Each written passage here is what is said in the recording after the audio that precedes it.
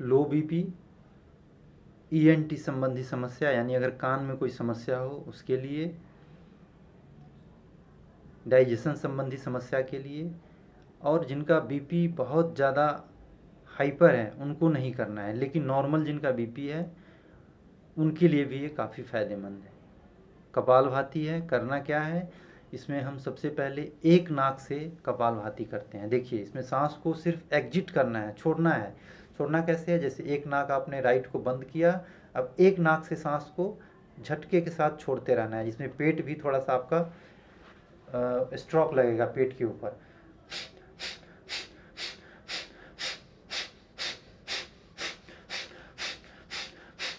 ऐसा एक नाक से 100 टाइम्स, फिर दूसरे राइट से 100 टाइम्स, लेफ्ट को बंद करके राइट से,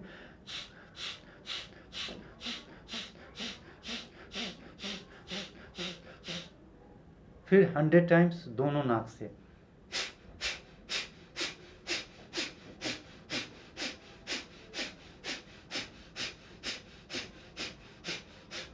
सौ का 300 राउंड का एक चक्र होगा, इसको आप 2 से 3 राउंड कर सकते हैं। बस थोड़ा जिनका बीपी हाई हो उनको थोड़ा ध्यान से करना है, थोड़ा धीरे करना है, वो 50-50 का ही करें।